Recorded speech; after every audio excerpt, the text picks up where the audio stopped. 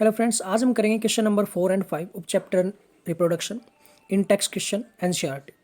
How will an organism be benefited if it reproduce through spores. कोई organism किस तरीके से बेनिफिट लेता है अगर वो स्पोर के थ्रू रिप्रोडक्शन करता है, तो क्या फ़ायदे होते हैं उसको।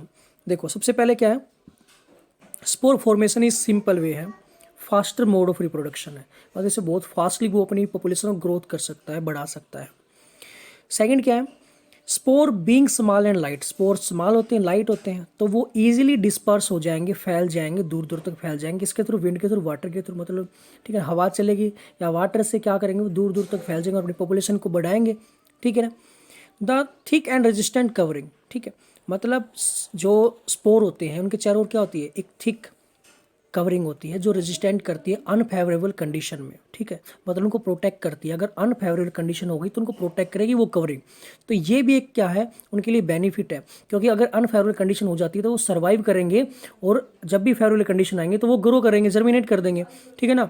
तो ये 3 बेनिफिट है जो कि स्पोर प्रोडक्शन करते हैं जो ऑर्गेनिज्म, उनको होते हैं। ठीक है, तो नेक्स्ट क्वेश्चन क्या करते हैं हम यहाँ पे जैसे माउल्ड वगैरह हो गए, ब्रेड माउल्ड वगैरह है, उसके लिए बेनिफिट वहाँ भी ऐसी ही बात है, वो भी इसी तरीके से करता है, स्पोर फॉर्मेशन करता है, या दूसरे जो भी प्लांट है वो करते हैं, ऑर्गेनिज्म है। अच्छा, क्वेश्चन नंबर 5 में क्या है, can you think of the reason why some complex organism, मतलब क्या आप सोच सकते हो कि why is more complex organism, जो मोर कॉम्प्लेक्स ऑर्गेनिज्म होते हैं। कॉम्प्लेक्स का मतलब क्या है यहाँ पे, कॉम्प्लेक्स का मतलब जैसे हम हैं, हम कॉम्प्लेक्स ऑर्गेनिज्म है, हायर ऑर्गेनिज्म है, can't give rise to new individual through regeneration. तो जो कॉम्प्लेक्स ऑर्गेनिज्म है वो गिव राइज नहीं कर सकते, वो रिप्रोडक्शन नहीं कर सकते हैं रीजनरेशन के थ्रू, मतलब वो रिप्रोडक्शन रीजनरेशन के थ्रू नहीं कर सकते हैं, वो रीजनरेट नहीं कर सकते। ऐसा क्यों है, कॉम्प्लेक्स ऑर्गेनिज्म के अंदर ऐसा क्या है और सिंपल ऑर्गेनिज्म के अंदर ऐसा क्या है कि वो रीजनरेशन कर सकते हैं। देखो, complex organism have different kind of complex organ.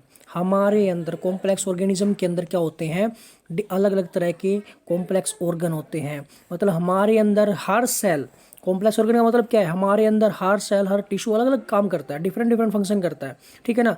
कोई एक सेल या एक टिश्यू या एक ऑर्गन सारे सभी के सभी फंक्शन नहीं कर सकती, इसलिए हमें कॉम्प्लेक्स बोला गया है। ठीक है ना।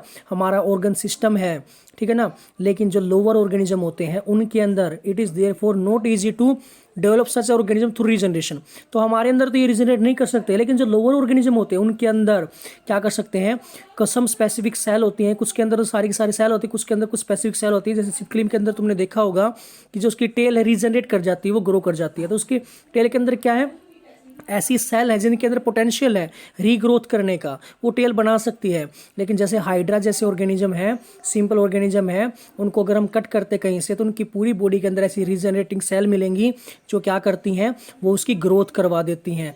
क्योंकि उन सेल के पास पोटेंशियल है, कैपेसिटी है कि वो कोई भी चीज़ बना सकती है, वो पूरा पूरा ऑर्गेनिज्म बना सकती हैं। इसलिए जो कॉम्प्लेक्स ऑर्गेनिज्म है उनके अंदर ऐसी सेल नहीं होती, होती हैं बेटा, वो कब होती हैं, जब वो लोअर स्टेज पे होते हैं, मतलब स्टार्टिंग वाली स्टेज पे होती हैं, जब जायगोट एम्ब्रियो फॉर्मेशन होती है उस टाइम पे होती हैं। तो लेकिन बाद में उनका पोटेंशियल खत्म हो जाता है, बाद में डिफरेंशिएशन हो जाती है, मतलब उनके जो फंक्शन है वो डिवाइड हो जाते हैं। ठीक है, तो ये एक रीजन है कि जो रीजनरेशन है उससे कॉम्प्लेक्स ऑर्गेनिज्म नहीं कर पाते। क्यों? क्योंकि उनके अंदर डिफरेंट टाइप सेल हैं जो वो डिफरेंट फंक्शन करती हैं। ठीक है ना, मोर कॉम्प्लेक्स सिस्टम है उनके अंदर, ठीक है, इसलिए वो नहीं कर पाते। ओके, तो बस यही था।